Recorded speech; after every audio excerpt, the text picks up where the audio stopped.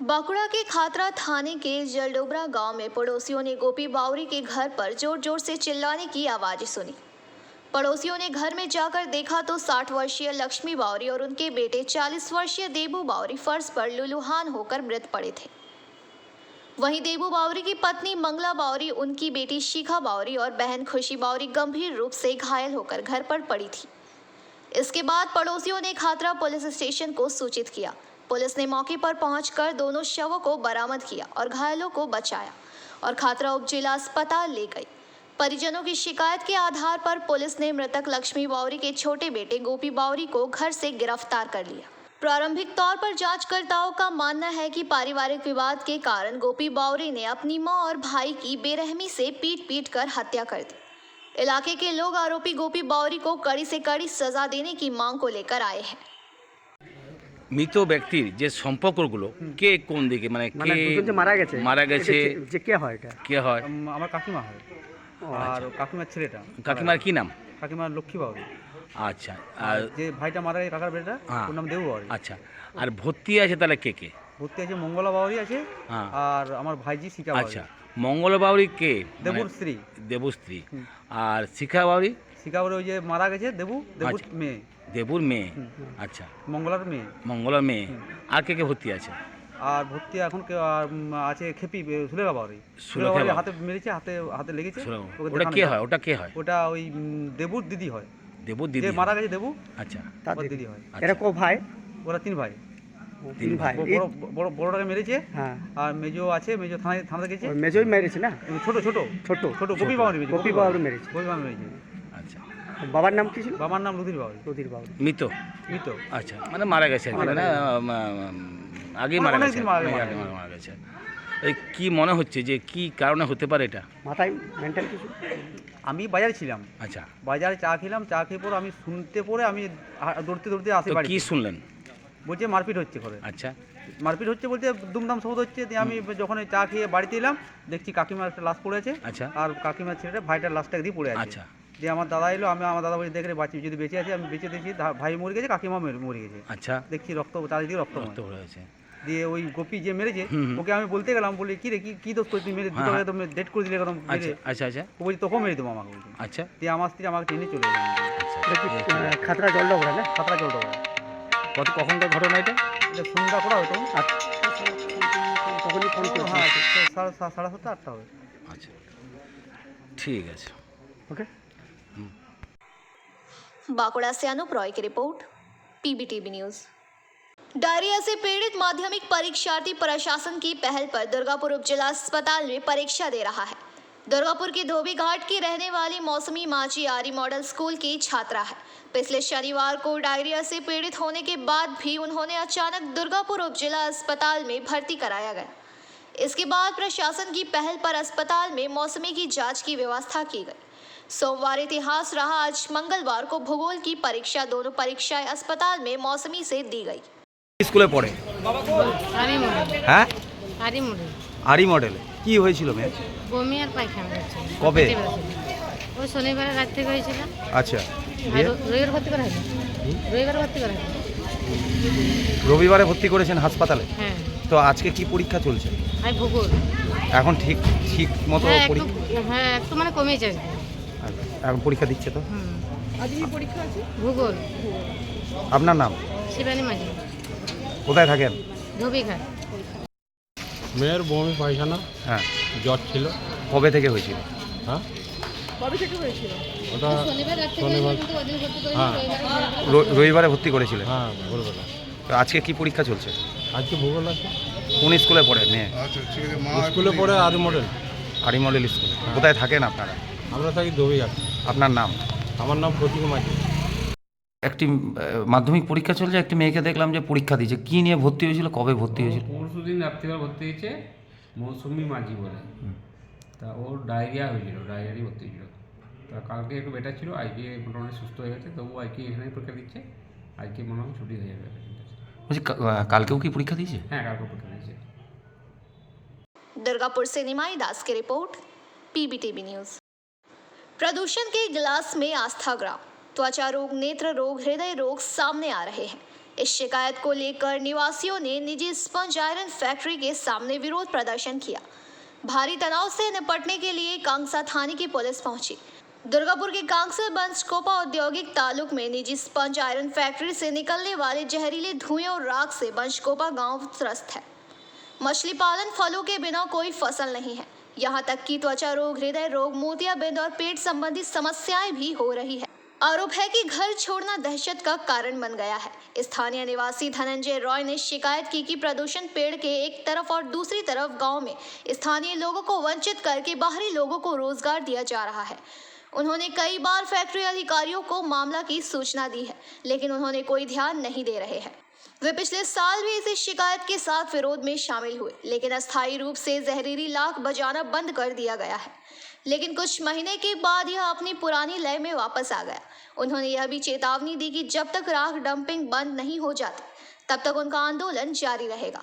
क्षेत्र को रोक दिया गया है। स्थिति को संभालने के लिए कांगसा थाने की पुलिस मौके पर मौजूद है। প্রচুর সমস্যা হচ্ছে। সকাল থেকে বাড়ি ঘর মানে কতবার করে যে মোছা হয় তার ঠিক নেই, কিন্তু তারপরেও কালি তো ছেড়েই যাচ্ছে। ঘর দুয়ার পরিষ্কার নেই, আমরা ছাদে ঘুরতে পারছি না। কিছু খেলেও সেখানেও কালি খাচ্ছি আমরা। বাচ্চাদের অনেক সমস্যা হচ্ছে। আমার ঠাকুমা, আমার জেঠু সবই সমস্যার সম্মুখীন। সবার শ্বাসকষ্ট, কেউ ভালো করে কোথাও বসতেও পারে না, বাইরে কিছুই হয় না। প্রচুর অপরিষ্কার থাকছে ঘর দুয়ার। হ্যাঁ, অবশ্যই সবার শ্বাসকষ্ট, অ্যালার্জি, স্কিন ভালো নেই কারোর। কারখানা কর্তৃপক্ষ এখন এটারই দাবি যে কালি একদম বন্ধ করা হোক। এখন দেখা যাক কি বলে। আমার নাম স্নেহা দাস। আগের বছরও একবার এসেছিলাম, তখন কালি বন্ধ ছিল, বেশ কয়েকদিনই কালি বন্ধ ছিল। এখন আবার শুরু করেছে। শীতকালে বেশি হয় এটা, তো এখন ওই জন্যই দেখি কি বলে। আমাদের অভিযোগ যে আমাদের মানে গ্রামের মধ্যে এত পলিউশন যে আমরা শ্বাস প্রশ্বাস নিতে পারছি না। গ্রামের শিশুদের এত মানে অবস্থা খারাপ যে বলে বোঝানো যাবে না। বৃদ্ধ শুধু নয়, কম বয়সী, মাঝবয়সী সমস্ত লোক এই ইদানিংকালে এই এক মাসের মধ্যে 3-4টা লোক মারা গেল। ঠিক আছে, এত পলিউশন, জল দূষণ, চাষের জমি নষ্ট হয়ে যাচ্ছে। এই সমস্ত মানে দাবি দাওয়া তো আছে। এই সমস্ত দাবি দাওয়ার মধ্যে আবার গ্রামের কিছু 115-20 জন ছেলেকে আবার বসিয়ে দেওয়া হয়েছে। তারা কর্মহীন। হ্যাঁ, মানে এত অত্যাচার মানে বলে বোঝাতে পারবো না। হ্যাঁ, কারখানা কর্তৃপক্ষ বলছে হ্যাঁ সমস্যার সমাধান হয়ে যাবে। আর গত 1-1.5 বছর ধরে সমস্যার সমাধান হয়ে যাবে এই বলে যাচ্ছে। টাইমের পর টাইম দিয়ে যাচ্ছে, কিন্তু কোনো সমস্যা সুরা হচ্ছে না। আমরা আন্দোলন চালিয়ে যাবো। ধনঞ্জয় রায়, दुर्गापुर से निमाई दास की रिपोर्ट, PBTV न्यूज। चामुड़िया बोरो एक अंतर्गत वार्ड संख्या 6 मंडलपुर के जादूगाड़ा में स्थित गजानन लोहा इस्पात कारखाना में टीएमसी कांग्रेस की ओर से स्थानीय ग्राम पंचायत के सैकड़ों लोगों ने बेरोजगार युवक को नौकरी देने की मांग पर मंगलवार आज सुबह कारखाना गेट को जाम कर जोरदार घंटों विरोध प्रदर्शन किया गया। इस मौके पर इस वार्ड के अध्यक्ष राजीव सरकार ने PBTV के माध्यम से ये बातें कही। আমাদের স্থানীয় বেকারদের চাকরি দিতে হবে, কারণ আমাদের স্থানীয় মানুষ খালি কয়লা ধোঁয়া খাবে, কালি খাবে, আর বাইরের লোক আবরা ছাপড়ার লোক এসে চাকরি করবে। আমাদের স্থানীয় বেকাররা ঘুরে বেড়াবে। সেই দাবি আমরা মানছি না। আমাদের কর্তৃপক্ষের সঙ্গে আমরা যতক্ষণ না আমাদের দাবি না মানা হচ্ছে আমরা গেট ছাড়বো না। এবং কর্তৃপক্ষকে আমরা এই দাবি করছি, আমাদের স্থানীয় বেকারদের চাকরি দিতে হবে। স্থানীয় বেকাররা যদি চাকরি না পায়, বাইরের লোকরা যদি চাকরি করে, তাহলে স্থানীয় বেকারদের আমরা কি বলবো? আমরা সেই জন্য আজকে আমরা আমাদের পার্টির পক্ষ থেকে কোনো বিক্ষোভ আমরা করিনি। যে বিক্ষোভ হয়েছিল সেটা কিন্তু তৃণমূল কংগ্রেসের পক্ষ থেকে কোনো বিক্ষোভ পাইনি। এটা হয়তো অন্য কেউ বিক্ষোভ করেছিল, সেটা কিন্তু তৃণমূল কংগ্রেস যুক্ত ছিল বলে আমরা মনে করি। আজকে কার তরফ থেকে আমরা অবশ্যই তৃণমূল কংগ্রেসের 6 নম্বর ওয়ার্ড তৃণমূল কংগ্রেসের পক্ষ থেকে আমাদের এই বিক্ষোভ কর্মসূচি। ম্যানেজমেন্টের সাথে এখন কথা হবে। ম্যানেজমেন্টের সাথে আমরা কথা বলবো। আমরা ম্যানেজমেন্টের সঙ্গে কথা না বলা পর্যন্ত আমরা গেট ছাড়ছি না। আমরা গেট সেই জন্য জাম করে গেছি। ম্যানেজমেন্ট যত আমাদের সঙ্গে কথা বলতে বসতে চাই, আমরা গেট ছেড়ে দেবো। আর ম্যানেজমেন্ট যদি কথা বলতে না চায়, আমরা গেটেই থাকি। আপনার নাম? আমার নাম রাজীব সরকার, আমি 6 নম্বর ওয়ার্ড প্রেসিডেন্ট। वहीं इस दौरान सौरभ माझी, सौरभ चटराज, केशव चक्रवर्ती, अचिंतो मुखर्जी, सुनील माझी इस विरोध प्रदर्शन के दौरान उपस्थित थे। जो है ग्रामवासी लोग आए, ठीक है, और वो भी अपना जो है चिट्ठी दे के गए हैं। और ये मेरा कहना है कि ठीक है, आप लोग भी चिट्ठी दे के जाइए, ठीक है, और आप लोग आपस में फैसला कीजिए कि हम किसको चाकरी दें। आखिर में गांव वाला अलग मांग रहा है, पार्टी अलग मांग रहा है। तो प्लांट मेरा छोटा है और छोटा होने के कारण हम चाकी कितना चाकी दें। गाँव मतलब गेट डिस्टर्ब होता है तो प्लांट हेम्पर होता है और प्रोडक्शन मतलब हम लोग का गाड़ी का आना जाना हेम्पर होता है।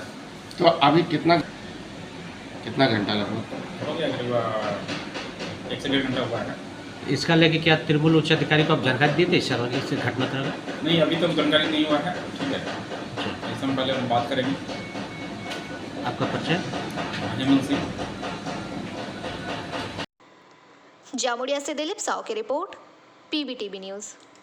पश्चिम बंगाल के अन्य जगहों के साथ झाड़ग्राम शहर में ईडी ने छापेमारी की है। ईडी के जांच अधिकारियों ने मंगलवार सुबह 8 बजे झाड़ग्राम शहर के बाचुरडोबा स्थित सरकारी आवास पर छापेमारी की। ईडी ने सरकारी आवास के ब्लॉक बी बिल्डिंग की दूसरी मंजिल पर स्थित झाड़ग्राम जिला अल्पसंख्यक सेल अधिकारी शुभ्रांशु मंडल के क्वार्टर पर छापा मारा है। आज सुबह सरकारी आवास परिसर को केंद्रीय बलों की सुरक्षा ने घेर लिया। शुरुआती सूत्रों के मुताबिक मुर्शिदाबाद जिले में नौकरी के दौरान फर्जी जाति प्रमाण पत्र या फिर 100 दिन मनरेगा भ्रष्टाचार दोनों में से किसी एक मामले में ईडी ने शुभ्रांशु मंडल के क्वार्टर पर छापेमारी की है। हालांकि अभी तक यह साफ नहीं हो पाया है कि ईडी ने किस मामले में शुभ्रांशु मंडल के घर छापेमारी की। इधर सरकारी आवास पर ईडी के हमले की खबर पाकर झाड़ग्राम थाने की आईसी बिप्लब कारण मौके पर पहुंची। अब आईसी ने शुभ्रांशु मंडल के क्वार्टर में घुसने की कोशिश की तो केंद्रीय बल के जवानों ने उन्हें रोक लिया।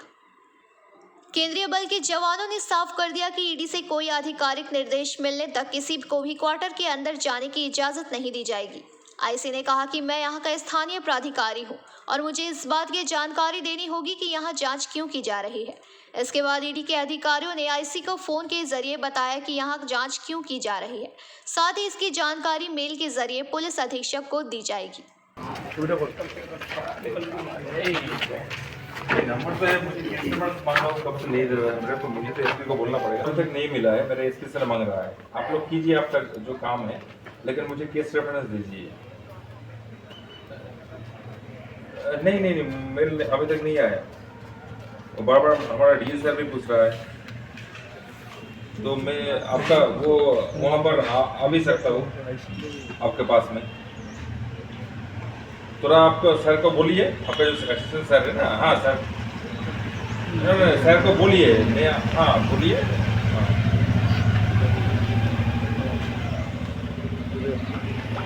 मेरा व्हाट्सएप में कर दीजिए ना, मेरा व्हाट्सएप में कर दीजिए।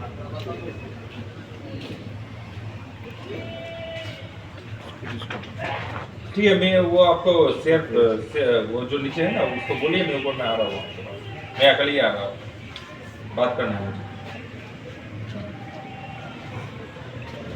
हाँ ठीक है, बोलिए उनको बोलिए, बोल दीजिए इसको।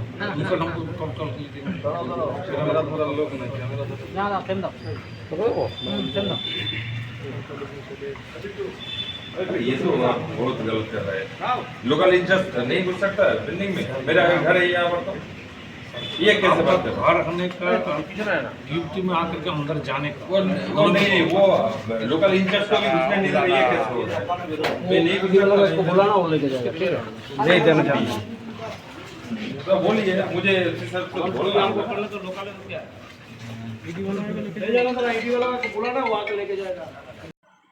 Bureau report, PBTV news. Ayodhya में राम मंदिर की प्राण प्रतिष्ठा के बाद से ही देश भर के यात्री रामलला दरबार जाने को उत्सुक है। नवनिर्मित भव्य मंदिर और प्रभु राम के दर्शन को भक्तों का सैलाब उमड़ रहा है। इसी को ध्यान में रखकर अयोध्या के लिए आस्था स्पेशल ट्रेन चलाई जा रही है। इसी कड़ी में बर्दवान से आस्था स्पेशल ट्रेन सोमवार रात को अयोध्या के लिए रवाना हुई।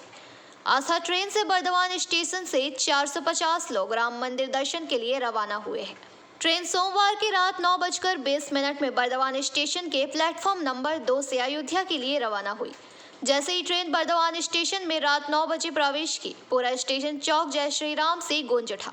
पूर्वी बर्दवान जिला भाजपा अध्यक्ष अभिजीत सहित और अन्य गणमान्य व्यक्ति इस अवसर पर उपस्थित थे।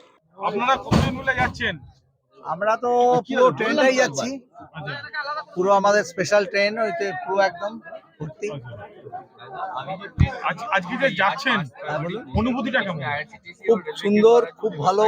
এটা আরো আগে হওয়া আমাদের হয়তো সৌভাগ্য হয়নি, এবার হলো, তার জন্য আমরা একদম চিরকৃতজ্ঞ। আজকে যাচ্ছেন, এটা কি কোনো সংস্কার হয়ে যাচ্ছে? আমরা করসেবক। আচ্ছা,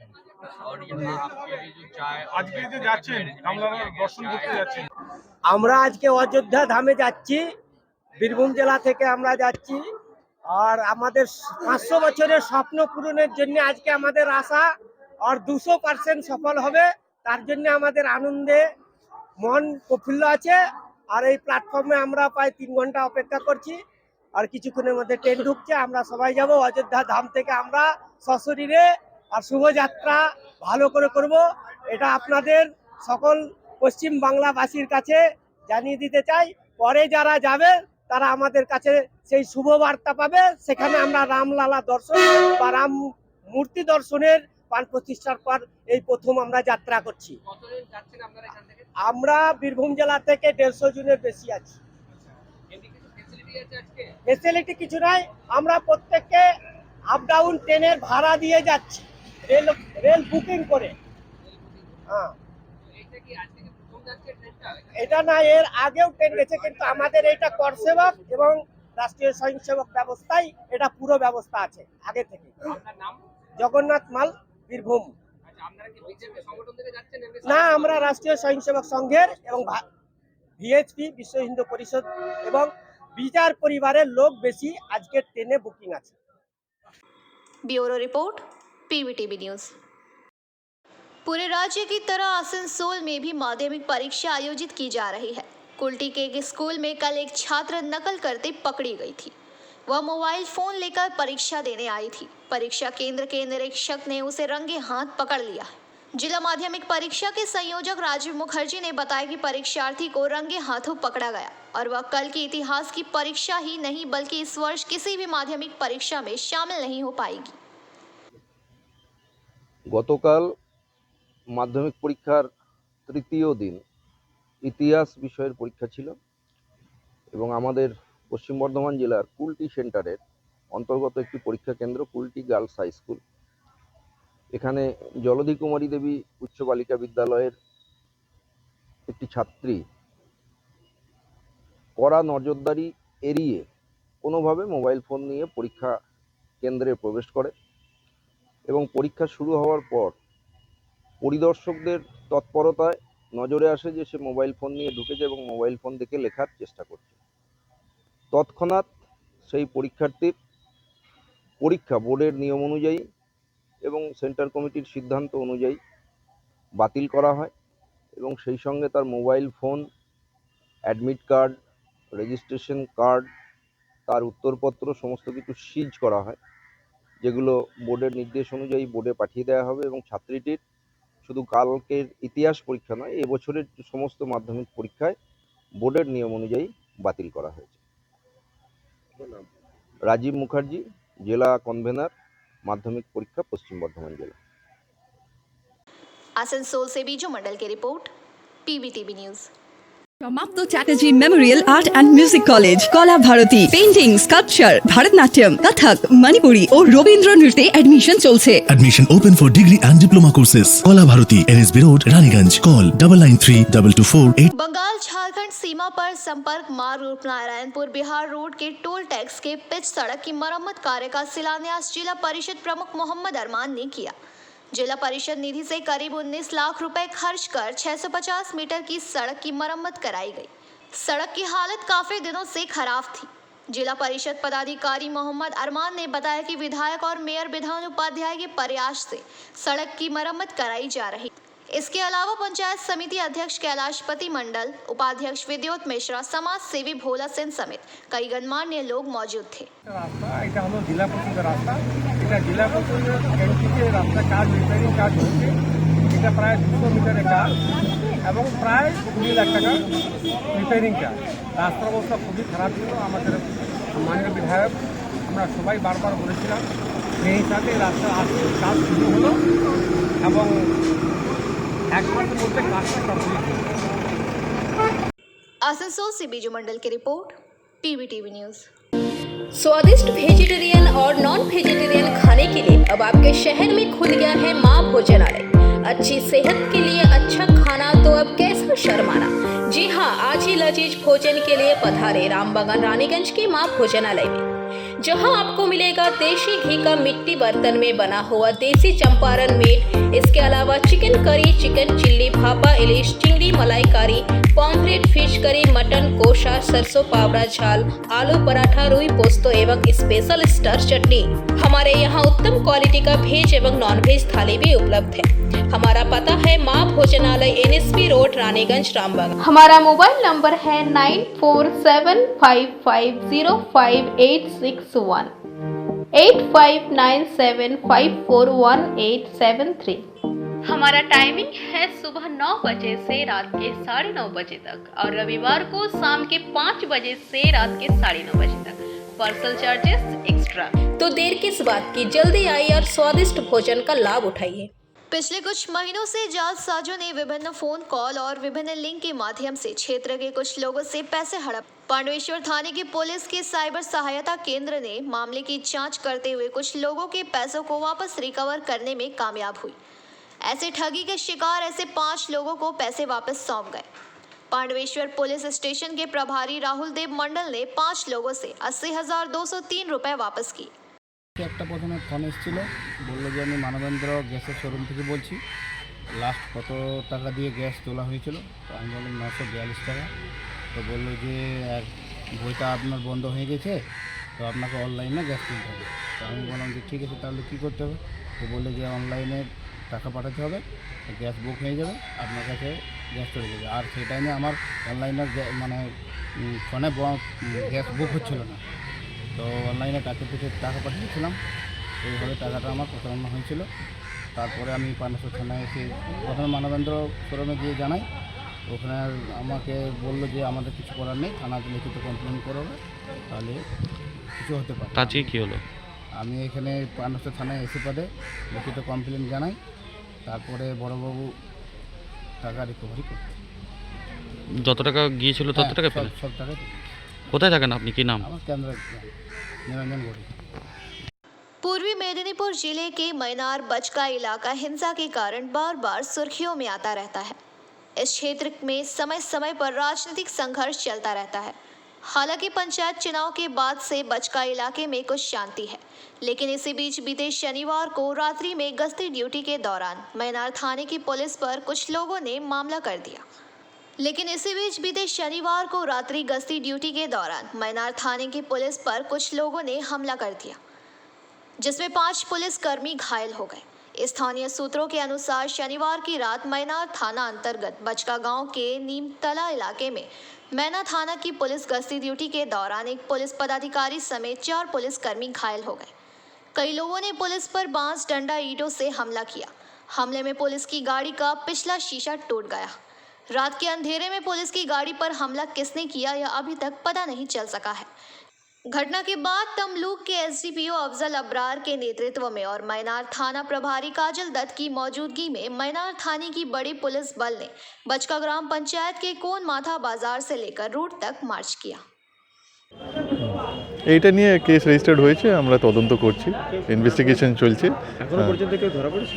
আমাদের ইনভেস্টিগেশন চলছে, এখন দেখছি আমরা। ঠিক আছে। Bureau report, PBTV news. Raniganj के हिल बस्ती इलाके में पूर्व बैंक कर्मी तपन दे का शव उनके घर के ही कुएं में तैरता पाया गया। प्राप्त जानकारी के अनुसार उन्होंने कुएं में कूदकर आत्महत्या कर ली। जब इस बात की जानकारी उस मोहल्ले में रहने वाली कुणाल शाह और पार्थ सरकार को हुई तो दोनों उनके घर गए और देखा कि तपन दे का शव कुएं में तैर रहा है। तुरंत पुलिस को खबर दी गई। पुलिस की एक टीम मौके पर पहुंची और उन्होंने शव को कुएं से निकालकर पोस्टमार्टम के लिए आसनसोल जिला अस्पताल भेज दिया। आपको बता दें कि तपन देव बैंक में काम करते थे। कुछ समय पहले उन्होंने अवकाश लिया था। पिछले कुछ समय से वह बीमार चल रहे थे। 7 दिनों तक वह रानीगंज के एक निजी अस्पताल में भर्ती थे। समझा जा रहा है कि वह बीमारी की वजह से मानसिक रूप से परेशान हो गए थे, जिस वजह से उन्होंने कुएं में कूदकर आत्महत्या कर ली। শরীর খারাপ ছিল কিছুদিন ধরে, একটু ওষুধপত্র চলছিল, হসপিটালে ভর্তি ছিল। তারপর নিজের মানসিক চিন্তাতে, ওনার স্ত্রী করোনাতে মারা গেছিলো, তারপর থেকে একটু মানসিক চিন্তাতেও হয়ে গেল। তারপর সকালবেলা আমার দিকে ও আমাকে বললো ছেলের বন্ধু দাদা এরকম ব্যাপার। মানে খবর আসে পাড়া প্রতিবেশীদের কাছ থেকে? আমি বললাম, ভাই আমি তো জানি না, চল দেখি, যে দেখি কুয়াতে পড়ে আছে, বাড়ির মধ্যে কুয়াতে? বাড়ির মধ্যে কুয়াটা। তারপর আমরা থানাতে ফোন করার পর পুলিশ গেছিল? পুলিশ গিয়ে কোন জায়গার ঘটনা এটা? হিলবস্তি। যিনি মারা গেছেন তার নাম? তপন দে। আপনি? আমার নাম পার্থ সরকার। মানে বাসিন্দা ওখানে? হ্যাঁ, পাশেই থাকি আমি। এটা সকালের দিকে হয়েছে মনে হয়। আচ্ছা, সকালে আনুমানিক 5টার পর? হ্যাঁ, 5টার পর। কি হয়েছিল ঘটনাটা? ও শারীরিক অসুস্থতা ছিল 2 বছর ধরে, তো মেডিকেল ট্রিটমেন্ট চলছিল। 3 দিন আগে আমরা আনন্দলোক থেকে নিয়ে আসি, প্রায় 7-8 দিন ভর্তি ছিলেন উনি এখানে। ওইখানটা থেকে নিয়ে আসি, খুব কষ্ট ছিল শরীরের মধ্যে, মেডিসিনও প্রচুর চলছিল। এর মধ্যে সকালবেলায় ফোন আসে কি বাড়িতে একবার আসার জন্য। ওনার ছেলে আমার বন্ধু হয়। কি নাম ওনার ছেলের? ওনার ছেলের নাম হলো দীপদে। দীপদে, আচ্ছা আচ্ছা। তো ফোন করেছিল আমাকে, তো বললো এরকম ব্যাপার। আমি বাড়ি এলাম, তখন দেখছি কুয়োর মধ্যে পড়ে রয়েছে। আচ্ছা, কি মনে হচ্ছে, মানে পড়ে গেছে না? না, শারীরিক যন্ত্রণা দেখে, আর মেন্টালি ডিস্টার্বও ছিল আগের থেকে। আচ্ছা। ব্যাংকে চাকরি করতেন, দাবা ভালো খেলতেন, দাবা খেলার জন্য চাকরি ছেড়ে দিয়েছেন। কোন ব্যাংকে করতেন উনি কাজ? আসানসোলে কোনো ব্যাংকে করতেন, সেটা মোটামুটি 25 বছর আগে উনি চাকরিটা ছেড়েছেন। 25 বছর। আর বাড়িতেই থাকতেন, কারোর সঙ্গে মেলামেশা অত করতেন না। তো ওনার মানে ডেড বডি কোথা থেকে উদ্ধার হয়? কুয়ো থেকে? বাড়ির ক্যাম্পাসে? হ্যাঁ, কি নাম ছিল ওনার যিনি মারা গেছেন? তপন দে। তপন। এই জায়গা বাড়ি কোথায়? হিলবস্তি। আপনার নাম? আমার নাম কুনাল সাউ। মানে ছেলের? আমি ওনার ছেলের বন্ধু। रानीगंज से सम्राट दास की रिपोर्ट, पीबीटीवी न्यूज। आसनसोल नगर निगम के 91 नंबर वार्ड अंतर्गत गिरजापाड़ा के चांदमरी डांगा में एक घर को लेकर विवाद खड़ा हो गया। पूनम नाम की एक महिला ने बताया उनकी और उनकी दीदी की शादी एक ही घर में 2 भाइयों से हुई है। उनके पति बाहर काम करते हैं। उनकी बहन ज्योति के पति का नाम संतोष है। उन्होंने आरोप लगाया कि उनकी बहन तथा उनकी बहन के पति संतोष ने उनको बरगला कर 91 नंबर वार्ड गिरजापाड़ा चांदमरी का घर उनकी बहन ज्योति के नाम लिखवा लिया है। पूनम ने बताया कि इसमें उनके मामा के बेटे सोनू का भी हाथ है। उन्होंने कहा कि कुछ दिन पहले सोनू उनके ससुराल आया था और उससे कहा कि वे पूनम को अपने साथ अपने घर ले जाएगा। इस पर पूनम के ससुर ने पूनम को अपने मामा के बेटे के साथ जाने की अनुमति दे दी। उन्होंने बताया कि जब वो अपनी नानी के घर पर थी तो ज्योति और संतोष वहां आए और उन्होंने बिजनेस करने के लिए कोर्ट के पेपर बनवाने की बात कही। उन्होंने पूनम से कहा कि एक बिजनेस शुरू करना है, इसके लिए पूनम के हस्ताक्षर लगेंगे। पूनम को वो लोग अदालत ले गए और उनसे कुछ कागजात पर दस्तखत करवा लिए। इनमें कुछ सादा कागज भी थे। पूनम ने बताया कि इसके बाद 3 महीने के बाद जब वो रानीगंज में अपने घर आए तो उनके पति भी घर पहुंचे तो संतोष ने उनके पति को बताया कि पूनम ने वह घर ज्योति को गिफ्ट कर दिया। इस पर उन लोगों को हैरानी हुई और क्योंकि उन्होंने ऐसा कुछ भी नहीं किया था, उनको लगा था कि बिजनेस के कागज पर वो दस्तखत कर रहे हैं। उन्होंने बताया कि इस घर को बनाने में उनके पति ने पैसा लगाया है। वहीं पूनम के ससुर ने बताया कि पूनम उनकी बहू है, यह घर भी पूनम के नाम पर है, लेकिन उनके बड़े बेटे ने उनको बेवकूफ़ बनाकर ज्योति के नाम लिखा लिया। उन्होंने बताया कि सिर्फ इतना ही चाहते हैं कि उनके बड़े बेटे का घर का पैसा दे दे, घर उनके नाम लिख दिया जाएगा। प्रसाद है जो बरनपुर में रहते हैं, उसका बेटा सोनू प्रसाद आया मेरे घर और मेरे ससुर जी से बोला कि उसका अपना जो भाई है वो 10 दिन के लिए अपने घर लेकर आने के लिए बोला है, तो उसको हम ले जाने के लिए आए हैं। तो फिर ससुर जी बोले ठीक है ले जा सकते हो। तो फिर हम भी जल्दी जल्दी तैयार वार हो गए। बोले कि आधार कार्ड पैन कार्ड ये सब रख लेना, ये सब ट्रेन में चेक इन वकिन होता है, तो इसलिए हम रख लिए और फिर लेकर अपने घर में लेकर आया। फिर 2 दिन बाद मेरी दीदी जीजा वहाँ पर पहुँचे। क्या नाम है दीदी का? ज्योति कुमार, संतोष कुमार कौन हुआ? लगते हैं पति का भाई है। तो ये दोनों वहाँ पहुँचे और वहाँ आकर हमको बोलने लगे कि कुछ पेपर है, पार्टनरशिप पेपर में साइन करना है, बिजनेसशिप डीड का पेपर ऊपर सब है, तो वो साइन करने के लिए तुमको थोड़ा कोर्ट जाना होगा। हम बोले कि ठीक है, तो पर फ़ोन में बात कर लेते हैं अपने हस्बैंड से, और मेरे पास मेरा फ़ोन ख़राब था इसलिए हम बोले कि थोड़ा बात करने दीजिए फ़ोन से अपना। तो बोला बात हो गया है, तुम जीजा बात कर लिया अपना भाई से। वो बोला कि ठीक है साइन मतलब कर दो। तो फिर हमको ज़बरदस्ती लेकर गए जल्दी जल्दी में, बोले कि अभी टाइम बहुत कम है, हम बाद में बता देंगे सब कुछ, अभी चलो चल के कोर्ट में थोड़ा साइन कर दो। तो वहाँ गए और हमसे जल्दी जल्दी साइन करवाया और कुछ ब्लैंक पेपर भी था उसमें भी साइन करवाया जल्दी जल्दी। और साइन करवाने के बाद फिर घर आ गए। उसके बाद फिर बोला कि हम अपना वहाँ ले जाएंगे अपना घर में कुछ दिन के लिए, क्योंकि फ़ोन आया है वो लोग मतलब कहीं बाहर निकले हुए मेरा हस्बैंड लोग। तो मतलब मेरे हस्बैंड और ससुर वहाँ आए थे नानी घर में, जब हम उनसे वो लोग कोर्ट में ले जाके साइन करवा रहे थे तब वो लोग आए थे, पर हमको बताया नहीं। पेन में थे, हमको कुछ मतलब खबर नहीं था, बिजनेस ही समझ के हम चल रहे थे कि बिजनेस का ही होगा कुछ। उसके बाद पता क्या चला? ससुर और हस्बैंड आए हुए थे यहाँ पे नहीं घर का लेके, फिर बाद में जब हम यहाँ पर आए रानीगंज में 3 महीना बाद, तब हमको पता चला कि जब हस्बैंड यहाँ जो घर मेरे नाम से लिखे थे वहाँ जब आए तो उनको वहाँ पे उनका जो भैया जो मेरा जीजा लगता है वो बोले घर तो मेरा है, तुम्हारा बीबी रजिस्ट्री कर दिया है, तुम यहाँ क्या करने आया है। तब फिर मेरे हस्बैंड फिर देखा चेक उक करके, फिर हमसे सब पूछे कि क्या कैसे हुआ था, तब हम बताया ऐसा ऐसा घटना हुआ था। पता चला कि ये जो घर है वो धोखे से रजिस्ट्री करवा लिया है। ज्योति दीदी और जीजा संतोष और सोनू मिलकर। उज्जवल पंडित है, उज्जवल दत्तो उज्जवल, यही चाह रहे हैं। अच्छा, ये घर आपका नाम से है, मेरे हस्बैंड बनाए थे घर को, और वो खाली बिल्डिंग करके मतलब उसमें झूठ वूठ बोल के साइन करवा लिया था हमसे। मेरा नाम पूरम दास। जगह का नाम चनवारी दास। इसको बुलाया, थोड़ा सा मेरा बाती हुआ था संतोष को वाइफ से, मेरा लड़का से। संतोष कौन है? वो मेरा लड़का है, बड़ा लड़का है। तो ऐसा कुछ था भी नहीं, घंटा 2 घंटा में वो ठीक हो जाता। किंतु वो अपना मामा के लड़का को सूर्य प्रसाद को बुलाया है मेरे पास घर में बुलाने के बाद में वो सोनू हमको आके बोला कि इसका भाई जो अपना भाई है टाटा में जो रहता है, वो हमको बोला कि पूरम को 10 दिन के वास्ते लेके आओ, उसके बाद मैंने 10 दिन के बाद हम पहुंचा देंगे। तो 10 दिन के बाद ले गया, बोले ठीक है भाई अपना हित फोटो में ले जाओ, कोई बात नहीं है। तो वहाँ से आने के बाद क्या पता चला? तो आने के बाद ये पता चला कि वो संतोष और ज्योति बरनपुर से मैंने सोनू का घर से इसको 3 महीना अपना पास में रखा, छुपा के रखा इसको। 3 महीना के बाद जब इसको वही लोग पहुंचा के गया हमारा घर में, सोनू और उसका ज्योति। घर के लेके क्या पता चला? घर के लेके ही पता चला कि जब हम लोग चेक करके देखे, बेलोरा में सर्च करके देखा, तो घर ज्योति कुमारी के नाम से ऑलरेडी गिफ्ट हो चुका है। तो घर किसका नाम से था? घर पहले पूनम का नाम से था। पूनम कौन हुआ? पूनम मेरा बहू है, बेटा का बहू है।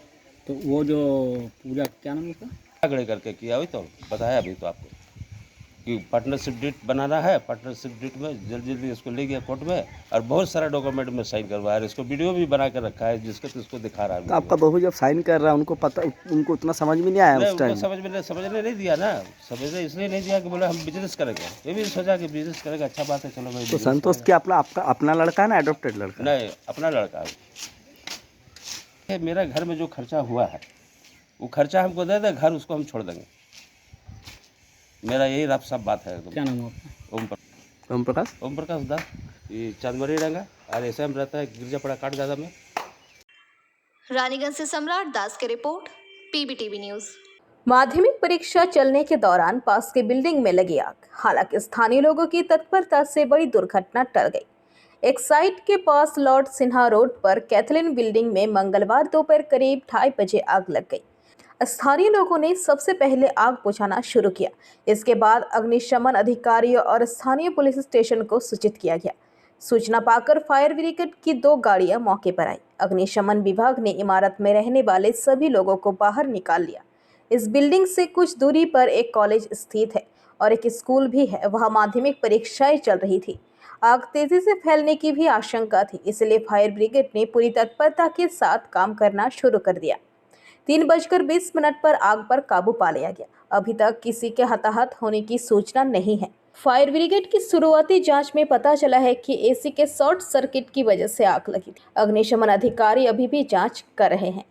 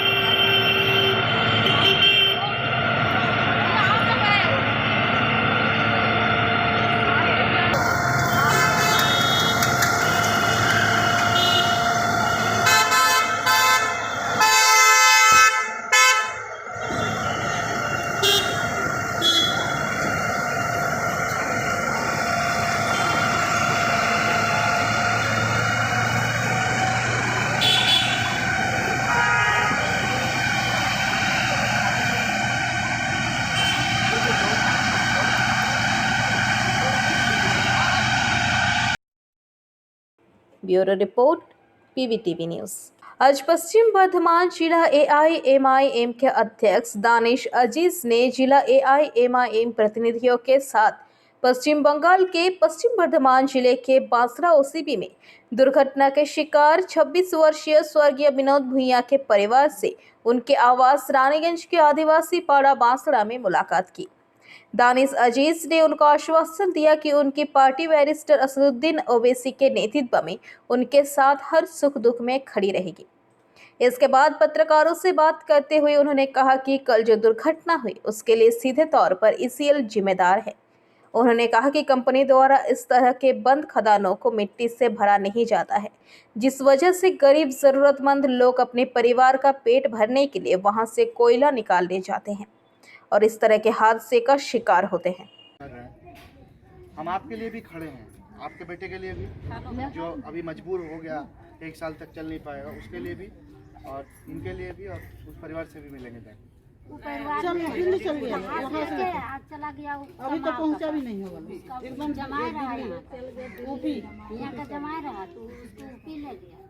उसका माँ बाप परिवार बोला कि हमको बेटा के लेके आओ, लेके चला गया। अब हो जो करके आएगा तू लोग तो सब कुछ करिए कि नहीं आए, हेल्प कीजिए कि मेरा बहू नहीं। हम आज बांसड़ा कोलवरी में हम लोग आए थे। आप लोगों को पता होगा कि कल बांसड़ा में एक बहुत दुखद घटना हुई जिसमें हम लोगों ने अपने 2 भाइयों को खो दिया, विनोद भुइयां और राजेश तुरी। आज उन्हीं के परिवार से हम लोग मिलने आए थे और उन्हें ये विश्वास दिलाने आए थे कि all India Majlis Ittehadul Muslimeen Paschim Bardhaman district MIM barrister Asaduddin Owaisi sahab उनके साथ खड़े हैं। हम लोग सब उनके इस दुख के घड़ी में उनके साथ खड़े हैं। इसके साथ साथ मैं ये बात आप मीडिया के माध्यम से बोलना चाहता हूँ कि ये इंसिडेंट हुआ कैसे, क्यों ये इंसिडेंट हुआ, इसका ज़िम्मेदार कौन है। तो मेरे हिसाब से इसका ज़िम्मेदार ECL एडमिनिस्ट्रेशन है, CISF है, वहाँ के MLAs हैं, वहाँ के लोकल लीडर्स हैं। क्यों?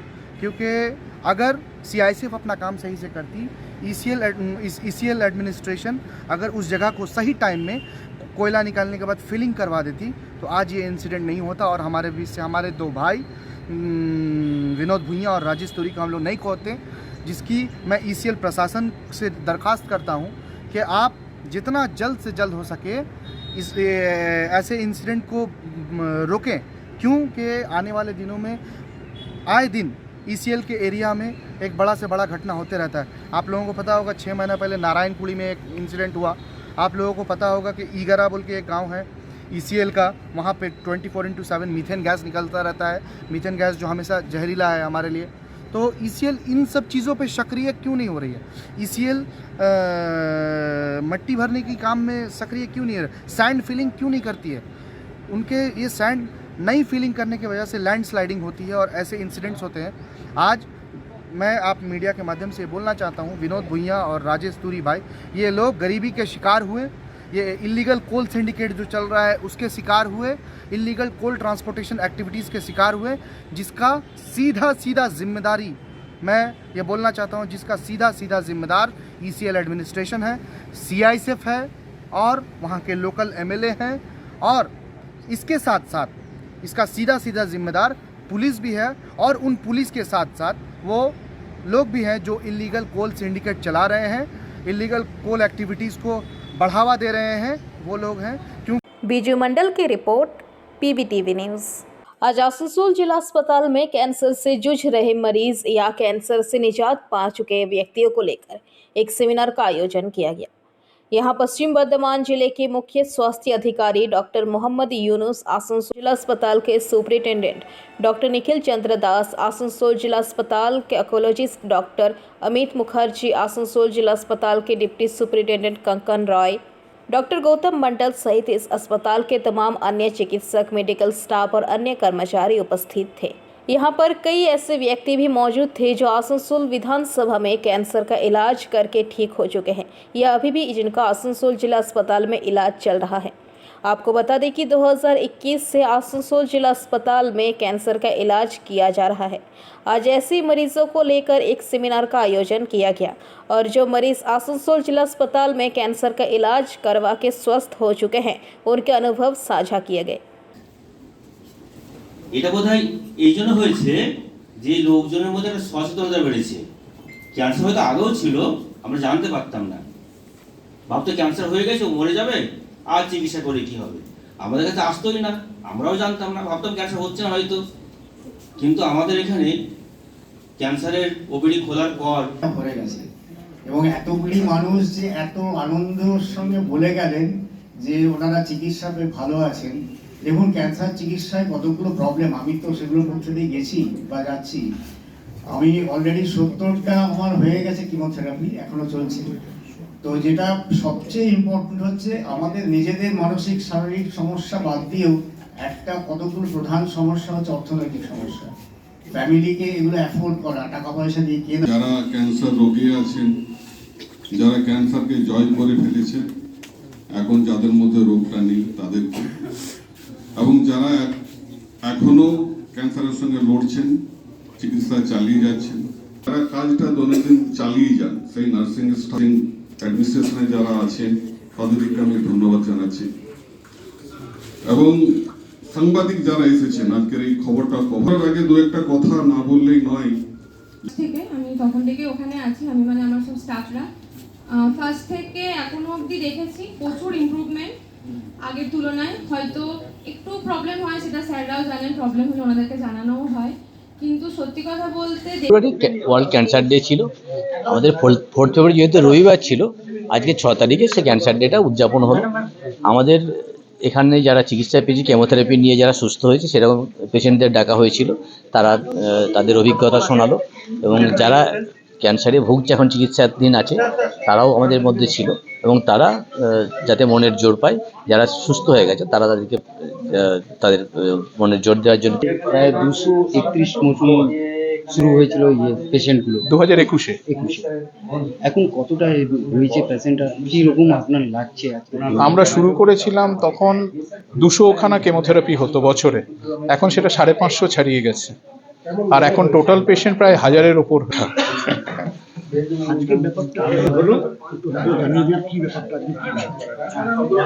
ব্যাপারটা কিছুই না, 4ই ফেব্রুয়ারি আমাদের ছিল ক্যান্সার ডে ছিল, সেই প্রোগ্রামটাই আজকে আমাদের এখানে করা হলো বড় করে। এখানে আমন্ত্রণ জানানো হয়েছিল যারা আমাদের কাছে ট্রিটমেন্ট পেয়ে ভালো হয়ে গেছে, সেই পেশেন্টগুলো এসেছিলেন, যাদের ট্রিটমেন্ট চলছে তাদের বাড়ির লোকও পেশেন্টগুলো এসেছিলেন। সঙ্গে ছিলেন জেলার মুখ্য স্বাস্থ্য আধিকারিক ডক্টর এমডি ইউনুস, ডেপুটি সিমজ 4 অনন্যা মুখার্জি ছিলেন আমাদের সঙ্গে জেলার তরফ থেকে, এবং হচ্ছে কি আমাদের এখানকার যারা ডাক্তারবাবু, আমাদের মেন অঙ্কোলজিস্ট যিনি আর কি ডক্টর অমিত মুখার্জি ছিলেন, তারপরে ছিলেন ডক্টর রুহুল আমিন সার্জন ছিলেন, গাইনোকোলজিস্ট অনিমেষ পাল ছিলেন, ইএনটি সার্জন সৈকত বাসু ছিলেন। आसनसोल से बीजू मंडल की रिपोर्ट, PVTV न्यूज़।